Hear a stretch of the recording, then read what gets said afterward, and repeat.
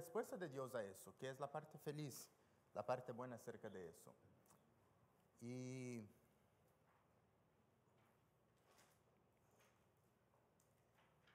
muy bien. Lucas 13, entonces 1 al 9. Antes de leerlo, quería recordarles, nosotros hemos estado leyendo el Evangelio de Lucas, ¿cierto? Ha sido ya más o menos un año y hemos avanzado bastante y visto muchas cosas interesantes. Pero una cosa que quizás nos olvidamos ahora es dónde Jesús está, de qué está hablando. Porque ya fueron varias semanas, ¿cierto?, hablando de eso. Recuerden, en el Evangelio de Lucas empezamos con el nacimiento de Jesús, ¿cierto?, la infancia de Jesús, y después del ministerio de Cristo, que empezó en Galilea. Ya estábamos en Galilea, que es en el norte, pero ahora Jesús, sus discípulos, sus seguidores, ellos están viajando hacia Jerusalén. Todas estas conversaciones, las parábolas que estamos leyendo en los últimos capítulos, desde el capítulo 9, han sido en el camino, ya a la medida que ellos avanzan hacia Jerusalén. Y claro, nosotros sabemos que una vez que Jesús llega en Jerusalén, es como la consumación de todo, ¿cierto? Donde todo se junta y Jesús finaliza su ministerio en la tierra, pero no termina con su muerte, termina con su resurrección, ¿cierto? Y después Jesús regresa al cielo. Pero bueno, estamos aquí en el camino. Leamos Lucas 13, 1 a 9. En aquella ocasión, algunos que habían llegado le contaron a Jesús cómo Pilato había dado muerte a unos galileos cuando ellos ofrecían sus sacrificios. Jesús les respondió: ¿piensan ustedes que esos galileos, por haber sufrido así, eran más pecadores que todos los demás? Les digo que no. De la misma manera, todos ustedes perecerán a menos que se arrepientan. ¿O piensan que aquellos 18 que fueron aplastados por la torre de Siloé eran más culpables que todos los demás habitantes de Jerusalén? Les digo que no. De la misma manera, todos ustedes perecerán a menos que se arrepientan. Entonces les contó una parábola. Un hombre tenía una higuera plantada en su viñedo, pero cuando fue a buscar fruta en ella, no encontró nada. Así que le dijo al viñador: mira, ya hace 3 años que vengo a buscar fruta en esa higuera y no he encontrado nada. Córtala, ¿para qué ocupar terreno? Señor, le contestó el viñador, déjale todavía por 1 año más, para que yo pueda cavar a su alrededor y echarle abono. Así tal vez en adelante dé fruto. Si no lo hace, córtela entonces. Bueno, oremos. Señor Jesús, gracias te damos por una mañana más en que estamos aquí reunidos, Señor. Gracias por la libertad que tenemos de no solo leer tu palabra, Señor, pero estudiarla juntos.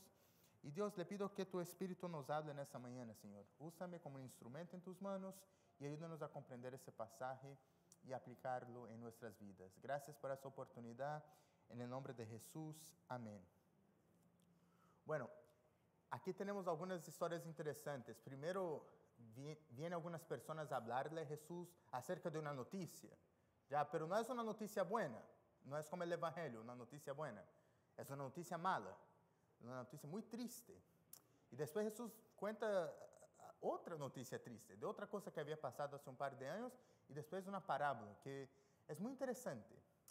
Pero en medio de todo eso escuchamos Jesús hablando de frutos, de dar frutos, y también de cosas malas que han pasado, y las personas, por supuesto, sus seguidores, parecen estar con un poco de miedo de lo que está ocurriendo, ¿cierto? Tienen muchas preguntas, muchas dudas, mucha ansiedad quizás.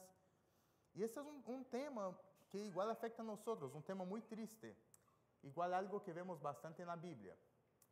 Quería hablarles un poquito de Job, ¿cierto? Estoy seguro que la mayoría de ustedes conocen la historia de Job, pero solo recapitulando, yo creo que es un excelente libro que nos cuenta acerca de cosas malas en el mundo y qué pasa con nosotros. Porque a veces nosotros leemos el libro de Proverbios y pensamos, bueno, en el mundo, ¿cierto?, está todo ordenado. Si yo hago lo correcto, tendré buenas consecuencias, ¿cierto? Es lo natural. Pero el libro de Job nos cuenta que no siempre es así. Job, ¿cierto? Él era muy adinerado, tenía una gran familia, muchos hijos, una esposa, hacía sacrificios a Dios todos los días, tanto por sus pecados como por los pecados de sus hijos y por pecados que quizás ni siquiera sabía que había cometido. Y todos los días hacía eso. Entonces, una persona muy buena. Pero de la nada vienen muchas cosas malas, todo una detrás de otra. Él pierde todo. Y hermano, está dando todo. No solo perdió todo el dinero que tenía, la hacienda, los animales, perdió a su familia, perdió cada uno de sus hijos y hijas, perdió, incluso su esposa lo dejó, y después él perdió su salud. Así que él no tenía nada. Y es muy triste ver eso, ¿cierto? Es muy triste pasar por eso, ver eso ocurriendo con amigos nuestros, pero quizás lo más difícil es lo que vino después. Job tenía 3 amigos que vienen a consolarle y lo hacen por un par de días, pero después ellos empiezan a hablar. Ahí la situación queda difícil. Incluso ven una persona después que no sabemos si era amigo o no de Job, pero son 4 varones que están ahí. Y esa es la mayoría del libro de Job, ¿cierto? Esos 4 caballeros empiezan a discutir, pero mira, no es posible que no hayas hecho algo malo. Seguramente hiciste algo malo para merecer eso, porque cosas malas no solo ocurren, ¿cierto? Seguramente mereces eso. Y uno habla y Job contesta, y el otro habla y Job contesta, y ellos van por varios y varios capítulos muy largos de poesía, que quizás es difícil de leer, pero eso quizás es nuestro raciocinio.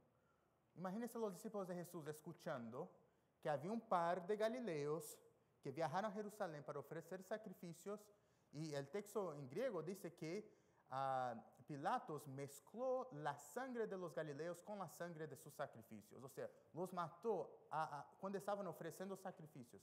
Qué horror, ¿cierto? Seguramente ellos hicieron algo malo para merecer un final tan trágico, ¿no? Así como lo pensaban los amigos de Job. Pero lo que vemos al final del libro de Job es que Dios viene como una nube de tormenta y Él habla con Job. Y es muy sorprendente, porque Dios nunca contesta nuestras preguntas de la manera que nosotros esperamos.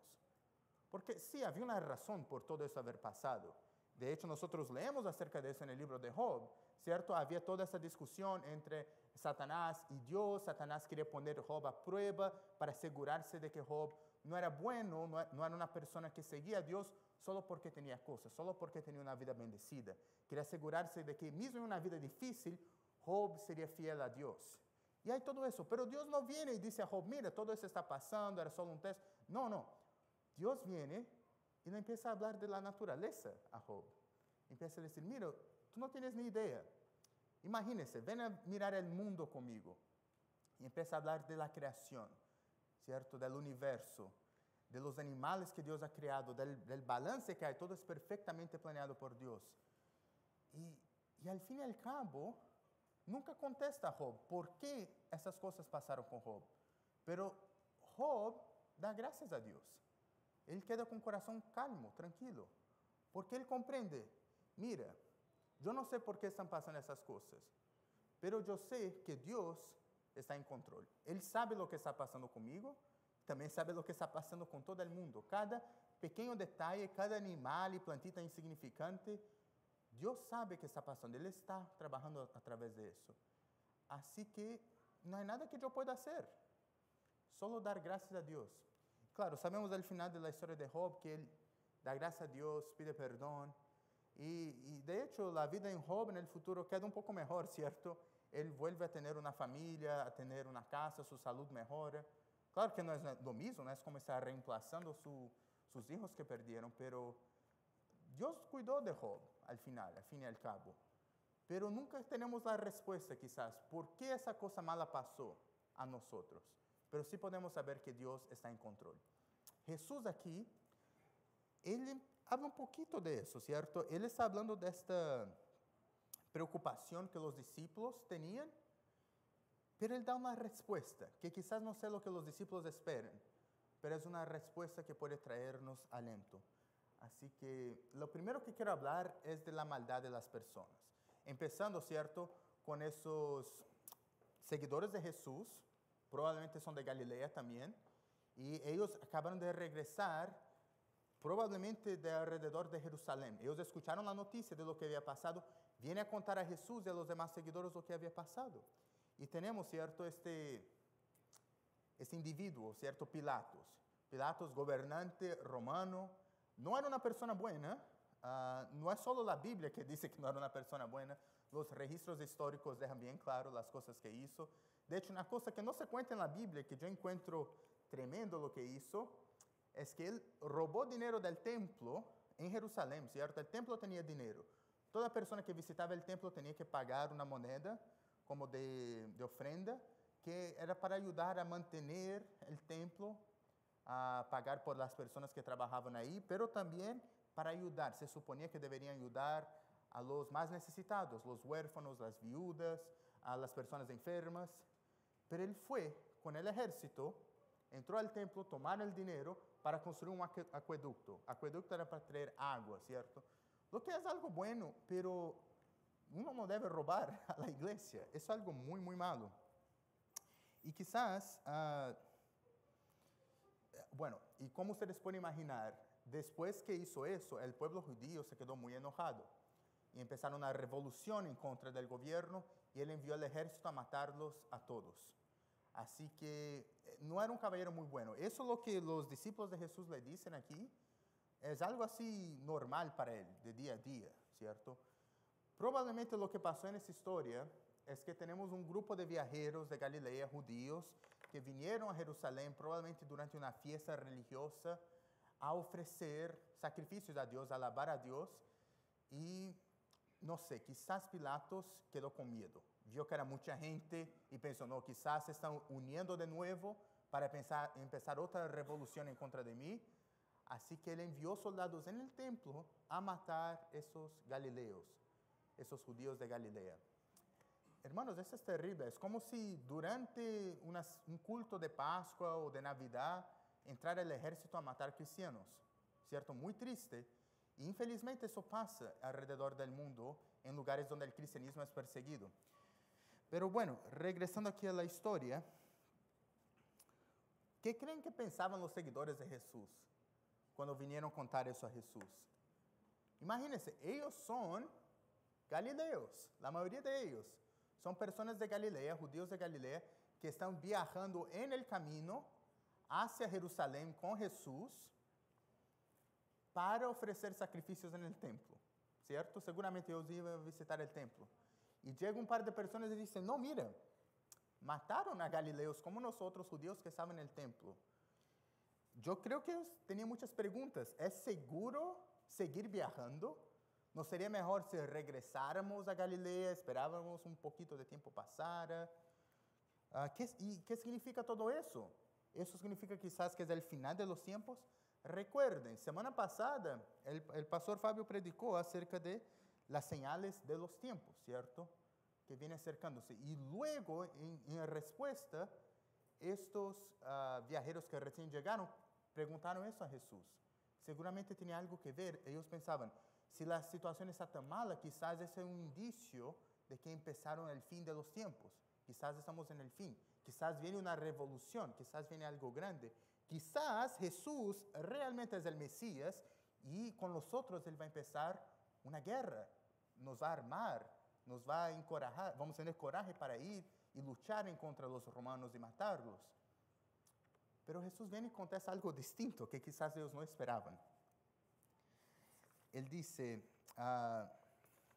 básicamente, que a veces esas cosas ocurren, cosas malas ocurren, personas hacen cosas malas. Jesús está explicando que eso que ocurrió a esos galileos en Jerusalén no significa que ellos eran más malos que los demás, más pecadores, no significa que Dios estaba enojado con ellos y hizo con que Pilatos fuera allá a matarlos, pero es un resultado del pecado en el mundo y de la maldad humana que está en todos nosotros. Pero mira, y lo más sorprendente quizás es lo que Jesús dice al final.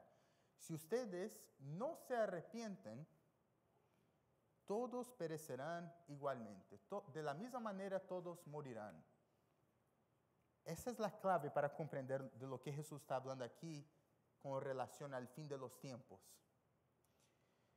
Jesús no está hablando de morir de forma triste o morir por el gobierno romano necesariamente, pero está hablando de arrepentimiento de nuestros corazones. Y a veces nosotros nos olvidamos que un par de años después de eso, Jerusalén fue destruida. Ya los judíos empezaron su propia guerra, crearon su propio ejército y fueron en contra del gobierno. Y no solo en contra del gobierno, en contra del imperio romano. Pelearon en varias guerras, varias batallas y perdieron todas. Hasta llegar a Jerusalén y perdieron Jerusalén también. Y la muerte de muchos durante esta guerra fue igual que de esos galileos aquí. Personas que estaban en el templo con ciertas espadas, con objetos de guerra, listos para pelear y fueron muertos por el imperio romano. De la misma manera, literalmente. Ahora, hay personas aquí en ese grupo que se arrepintieron. Y quizás ellos murieron también de formas muy trágicas, de la misma forma parecida, pero la diferencia es dónde fueron en el futuro, ¿cierto? Las personas que se arrepintieron, que siguieron a Jesús, que no salieron a pelear y crear más guerras, esas personas fueron, creemos que está con Cristo ahora, ¿cierto? Ellos, quizás algunos de los discípulos de Jesús fueron asesinados por el imperio romano también, por su fe. Pero el arrepentimiento que ellos tuvieron trajo paz a sus corazones, trajo libertad, una libertad del pecado y una vida eterna en Cristo. Los que no se arrepintieron durante esa revolución del pueblo judío en el año 70 después de Cristo, murieron en el templo, muchos por la espada. Otros murieron de una manera distinta, murieron literalmente por las construcciones que se colapsaron. Es una de las cosas que hacía el imperio romano durante guerras. Tenían carros de guerra que literalmente ellos tiraban en contra de las paredes para que cayeran las personas. Así que en eso Jesús viene a los siguientes versículos que yo quería leer. Y nuestro segundo punto, que quizás podemos hablar aquí de desastres naturales o cosas naturales. Mira, versículos 4 al 5, él dice: ¿o piensan que aquellos 18 que fueron aplastados por la torre de Siloé eran más culpables que todos los demás habitantes de Jerusalén? Les digo que no. De la misma manera todos ustedes perecerán a menos que se arrepientan. Este desastre de la torre de Siloé no fue algo intencional. No es como que el gobierno fue allá para destruir esa torre o herir a la gente. Fue un desastre que ocurrió, no una provocación directa de un opresor. Ahora, desastres ocurren todo el tiempo y es muy triste. Y a veces pensamos que esos desastres es la mano de Dios en contra de nosotros. Quizás nosotros hicimos algo malo para merecer eso. Jesús está diciendo que no tiene que ver nada con eso. Cuando esos desastres ocurren, quizás nos puede llevar a estar desesperados o quizás enojados con Dios porque pensamos que no merecemos ese castigo. O quizás quedamos desesperados porque, ¿y si merecemos? ¿Hice algo malo? ¿Qué es lo que está pasando? Es difícil, pero Jesús está hablando aquí, quizás es mejor no pensar en esos desastres como el castigo de Dios. Recuerde, todos nosotros somos pecadores. Todos nosotros en algún momento de nuestra vida hemos pecado, hemos desobedecido a Dios y de una forma merecemos el castigo, ¿cierto? De hecho, la Biblia dice que el salario del pecado es la muerte. Pero Dios no parece castigarnos así. Empezando en el principio, con Adán y Eva. Dios dijo, si ustedes desobedecen, si ustedes pecan y comen del árbol, del fruto, del bien y del mal, ciertamente morirán. Ellos comieron y no murieron al instante. Dios les dio un tiempo, ¿cierto? Dios fue paciente, misericordioso, les dio un tiempo. De hecho, incluso los protegió, porque si ellos estuvieran en la presencia de Dios con pecado, morirían. Pero Dios los protegió, los sacó del jardín del Edén para darles un tiempo. Les dio una esperanza de vida eterna, que podían confiar en el simiente, en la descendencia de Eva, que aplastaría la serpiente y traería vida a ellos. Y les dio esa esperanza, les dio un tiempo más para tener paciencia, con paciencia, ¿cierto? Dios es un poco distinto. La Biblia dice que Dios es un Dios paciente y lento para la ira. Me encanta Salmo 103, 8, que dice: el Señor es compasivo y misericordioso, lento para la ira y grande en amor fiel. A veces nos olvidamos de eso. Nuestro Dios es un Dios justo, pero también es un Dios paciente. Él no es un Dios impaciente. Cuando alguien hace algo malo, hacia al instante destruye a la persona. Dios está aguardando. Y claro, él no está olvidándose de nada, pero Él está aguardando. Nosotros creemos, ¿cierto?, en un día futuro, el día de juicio que leemos durante toda la Biblia, en que Dios traerá justicia para siempre en esta tierra. De hecho, en el libro de Apocalipsis leemos que Jesús vendrá, ¿cierto?, como nuestro juez a juzgar la tierra, a sentarse en el trono y a juzgar todo. Nosotros anhelamos mucho por ese día, pero recuerda, ese día no es ahora. Entonces, si algo malo ocurre, no quiere decir que Jesús está juzgando ahora. Jesús está esperando para juzgar. Una vez más Jesús dice, si ustedes no se arrepienten, de la misma manera perecerán. Yo creo que Él está hablando una vez más de esa destrucción de Jerusalén aquí. Algo que pasó un poco después.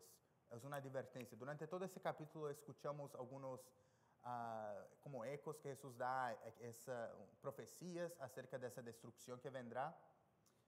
Y para los cristianos en el primer siglo, leer eso y ver eso ocurriendo sería algo que nosotros ni siquiera podemos imaginar. Pero Jesús no solo dice eso, Él nos ofrece un camino para salvación, una nota de esperanza. Y eso es los últimos versículos en ese pasaje, versículos 6 a 9, cuando Jesús cuenta la parábola de la higuera y del intercesor. Ya leamos aquí versículos 6 a 9 nuevamente. Entonces Jesús les contó esta parábola. Un hombre tenía una higuera plantada en su viñedo, pero cuando fue a buscar fruta en ella, no encontró nada. Así que le dijo al viñador, mira, ya hace 3 años que vengo a buscar fruta en esa higuera y no he encontrado nada. Córtala, ¿para qué ocupar terreno?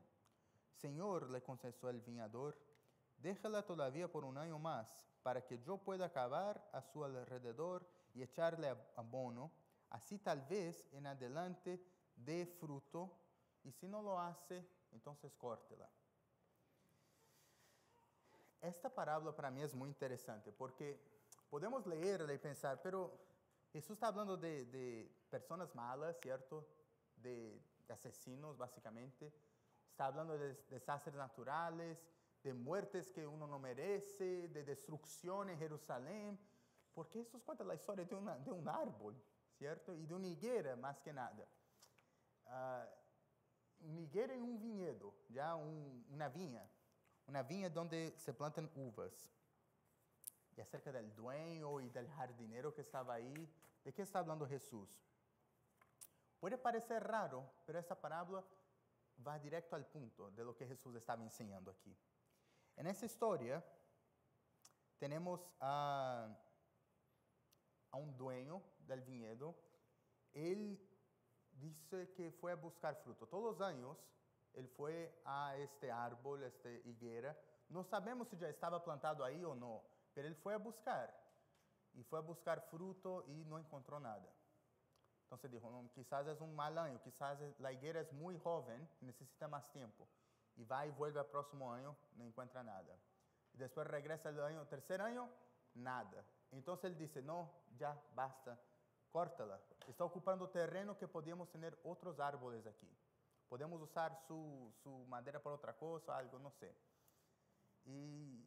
Pero viene un intercesor, alguien que viene a proteger la higuera y decirle, no, mira, déjame a mí, yo me encargo de esta higuera. Yo voy a intentar hacer todo lo que puedo para que por un tiempo más ella pueda producir fruto, darle una última oportunidad.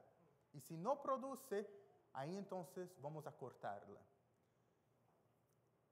Hermanos, este paisaje aquí yo encuentro muy bonito, me hace acordar de donde yo crecí, porque donde yo crecí es así, tenemos muchas viñas y muchas higueras también. Entonces, eso es algo que yo comprendo muy bien. Sé de higueras que, mire, higueras producen fruto tan fácil. Es muy difícil encontrar una higuera que no produzca frutos. Y otra cosa interesante que a veces no pensamos, las higueras tienen hojas muy grandes para proteger el fruto. Los frutos se dañan muy fácilmente por el sol. Así que si usted quiere saber si tiene fruto, no puede solo mirar de lejos así. Uno tiene que ir de cerca e inspeccionar, ¿ya? Uno va y tiene que mirar abajo del árbol a ver si encuentra los frutos. Y generalmente hay bastante, es muy fácil. Pero esta higuera no estaba produciendo. Y debería producir, es algo tan fácil. Todo lo demás parece que estaba yendo bien, porque él no menciona nada acerca de las uvas. Parece que las uvas estaban bien, pero la higuera no estaba haciendo lo que debería hacer. Lo que el dueño quería hacer es algo, ¿cierto?, que tiene sentido. Él ya dio 3 años, 3 oportunidades. Y me imagino que todos los años está echando agua, ciertos recursos, enviando personas a trabajar en el árbol, ¿cierto?, a cortar las partes muertas o tomar cuidado con todo. Y está desperdiciando recursos que necesitan para otras cosas. Tiene mucho sentido. Envía el juicio a la higuera ahora, ¿cierto? Destruye a la higuera. Pero viene un intercesor y el intercesor pide, no, por favor, una oportunidad más. Yo le pido, yo voy a cuidar, yo personalmente voy a poner recursos ahí, voy a poner adobo, voy a poner lo que necesita para crecer, los nutrientes. Y no necesita enviar a nadie más, no necesita enviar otros siervos, yo voy a hacerlo. Lo haré de mi propia cuenta. Y si mismo así no resulta, entonces sí, traiga el juicio que merece, destruya el árbol. Hay 2 formas de interpretar esta parábola. La primera es pensando que Jesús es el dueño del huerto. ¿Ya? Jesús es el dueño de la viña, dueño del árbol, y él está buscando un fruto, ¿cierto? Probablemente aquí está hablando de arrepentimiento, porque eso es lo que Jesús ha hablado 2 veces, ya con 2 historias distintas, más en el pasaje. Si no se arrepienten, de la misma manera perecerán. Entonces, arrepentimiento. Él está buscando el fruto de arrepentimiento. Y él ha venido por 3 años a la viña, al árbol. Quizás el árbol estuviera hablando del templo, quizás estuviera hablando de Jerusalén. Yo personalmente creo que está hablando del templo porque hay un otro pasaje que aparece, si no me equivoco, en Marcos y en Lucas también, donde en Juan, aparece en Juan y en Marcos, si no me equivoco. Jesús va al templo, dice que inspecciona el templo, después él sale del templo, sale de Jerusalén, y afuera de Jerusalén tiene una higuera. ¿Ya? Esta foto aquí es una foto de Jerusalén hoy día, ese es el muro alrededor de la ciudad, y afuera ese es un árbol, una higuera, ¿ya? Que es muy interesante. Pero dice en ese pasaje que Jesús viene y él va a inspeccionar la higuera por frutos. Y no había frutos. Entonces Jesús maldice la higuera. Al día siguiente ellos estaban regresando a Jerusalén y la higuera estaba muerta. Se había secado de las raíces. Y los discípulos se acuerdan de eso. Y los discípulos preguntan, ¿pero qué pasó? Y Jesús, es muy interesante pensar en eso. Pero si interpretamos bien ese pasaje, la higuera era como el templo. Porque Jesús fue a inspeccionar el templo por sus frutos. Probablemente el fruto de arrepentimiento, el fruto de perdón, el fruto de amor, no tenía eso. Entonces Jesús va y da un ejemplo a sus discípulos para que puedan ver eso con la higuera. Justo después que ellos ven la higuera, Jesús sube al templo y es cuando Jesús va y juzga el templo. Es el pasaje donde Jesús da vuelta a la mesa de los mercadores, donde Jesús hace un azote, ¿cierto? Y empieza a azotar a las personas, a quitarlos de ahí, a limpiar. No es que Jesús estaba enojado con todo. Jesús fue, él inspeccionó, no encontró el fruto y llegó la hora de juzgarlo. En el Evangelio de Marcos, justo después de eso, es cuando ellos deciden matar a Jesús, cuando Jesús decide juzgar el templo. Entonces yo creo que esta higuera aquí, por lo menos en esos otros pasajes, era una referencia al templo, ¿ya? Y el templo era algo muy importante, era como el centro de toda la religión judía. Todo salía de ahí. De hecho, una vez que el templo fue destruido en el año 70, la religión judía tuvo una crisis. Y hasta hoy día no han encontrado muy bien una forma de reemplazar el templo. Ellos ya no hacen sacrificios, ya no saben cómo hacer esa parte. Para nosotros eso no es un problema, porque Jesús es nuestro verdadero templo. De hecho, Él dijo, este templo, si lo destruyen, lo reconstruiré en 3 días. ¿cierto? Y Él regresó a la vida en 3 días. Jesús es el nuevo templo. Nosotros, dice, somos la casa de Dios, ¿cierto? Somos la familia de Dios, la iglesia. Todos nosotros somos el cuerpo de Cristo, somos el nuevo templo, por así decir. Así que todo es un poco distinto para nosotros. Pero aquí Jesús estaba hablando de esas personas que conocían a Dios, que leían las Escrituras, que deberían estar ayudando a los pobres, deberían estar mostrando ese fruto de arrepentimiento, ese fruto de amor, de compasión, ¿cierto? Que imitan a un Dios. Si nuestro Dios es paciente, si nuestro Dios es compasivo, lleno de amor leal, ¿no deberíamos nosotros ser así también? Pero una vez que Jesús viene a inspeccionar el templo, no encuentra eso. De hecho, el ministerio de Jesús, por lo que sabemos, duró 3 años. Y por 3 años el dueño del huerto vino a buscar fruto en este árbol y no encontró. Así que llegó el momento de enviar el juicio. 1 año más, un tiempo más, y vendrá el juicio para este árbol. Lo que Jesús, si interpretamos de esa forma, Jesús está dando a Israel una oportunidad más para arrepentirse. No solo a Israel, a esas personas, ¿cierto? A estas personas en el templo, una oportunidad más para arrepentirse, para cambiar sus acciones. Si no, vendrá su castigo. Otra forma de interpretar es que Dios es el dueño del huerto, de la viña, y Cristo es este siervo que escuchamos, ese jardinero, el viñador, ¿cierto? Y Cristo está pidiendo por una última oportunidad para interceder por nosotros. No importa cómo interpretamos, el final es el mismo. Si no produce fruto en el tiempo indicado, el árbol será cortado. Entonces, esa parábola contesta la pregunta: ¿debemos preocuparnos por el fin, por la maldad, por los desastres en el mundo? La respuesta es que vendrá destrucción, vendrá desastres. Pero si nosotros estamos produciendo frutos y confiamos en nuestro intercesor, quien está cuidando de nosotros, entonces no hay que tener miedo, solo hay que producir el fruto. Ahora, lo que pasa es que muchas veces pensamos en cosas malas como el castigo de Dios, pero Dios es paciente. Él está esperando por el juicio en el futuro. Él nos está dando un tiempo más, una otra oportunidad para producir fruto, para arrepentirnos. Mira lo que dice 2 Pedro 3:9. El Señor no tarda en cumplir su promesa, según entiende algunos esta tardanza.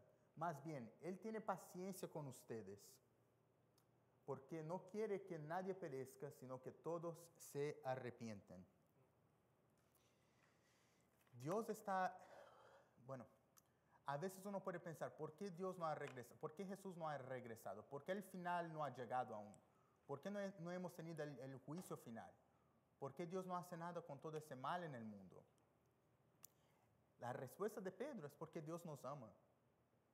Si Él ya hubiera regresado, quizás muchos de nosotros aquí no hubiéramos aceptado a Cristo, no estuviéramos con Él. Él nos da una última oportunidad, una nueva oportunidad.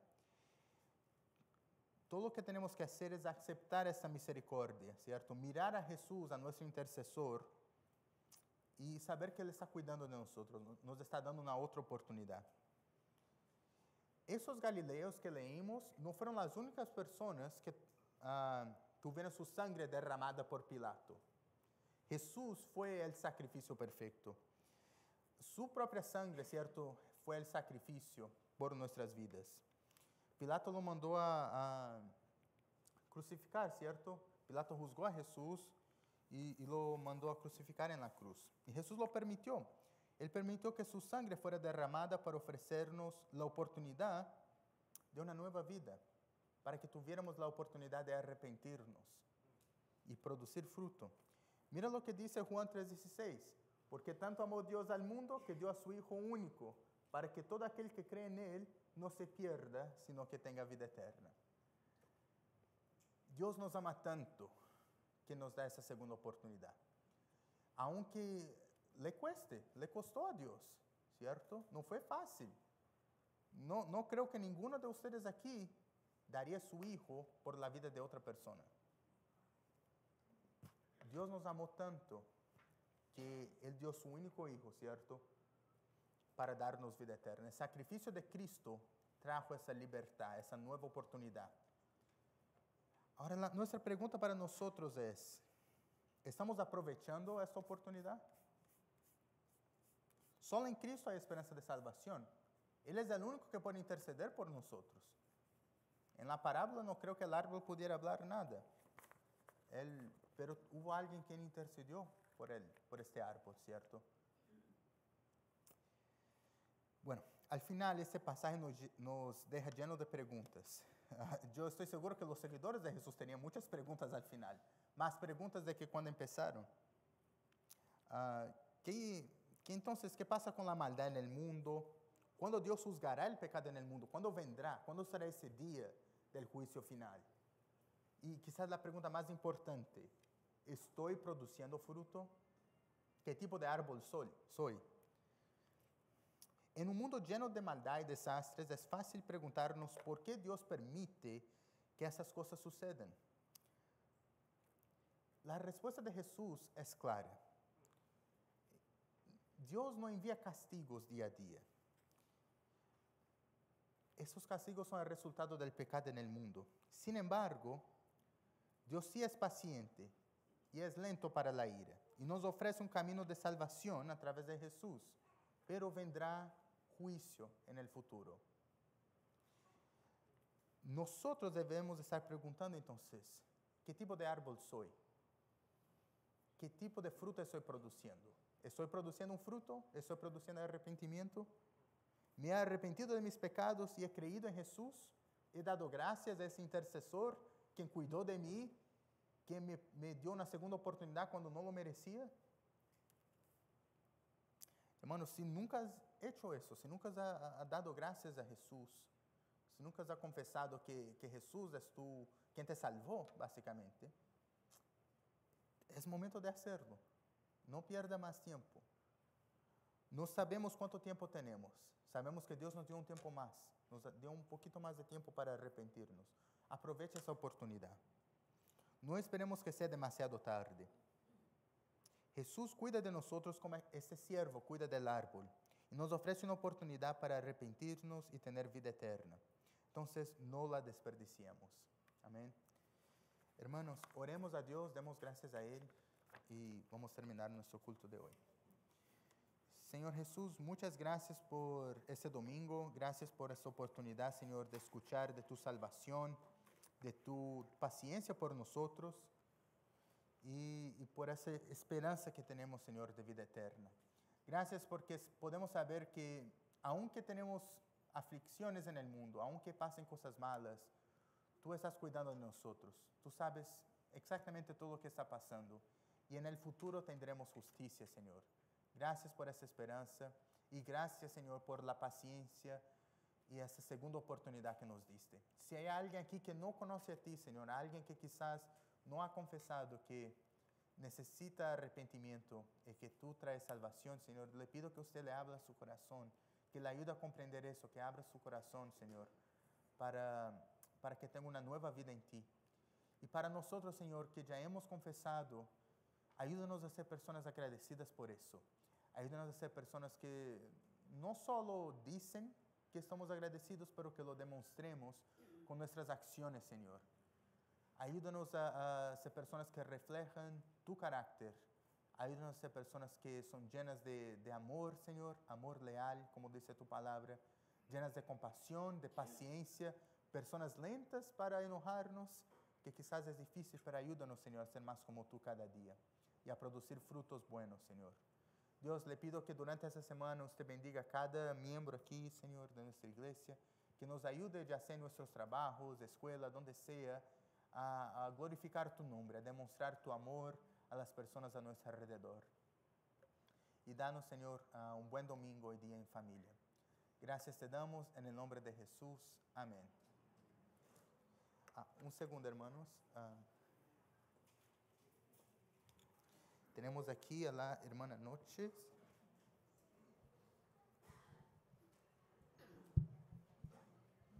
¿Cómo está, hermana? ¿Bien? Quédese conmigo. Ya.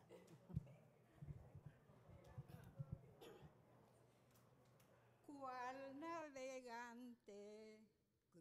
cruzando el inmenso mar, anhelo llegar triunfante y hasta el puerto he de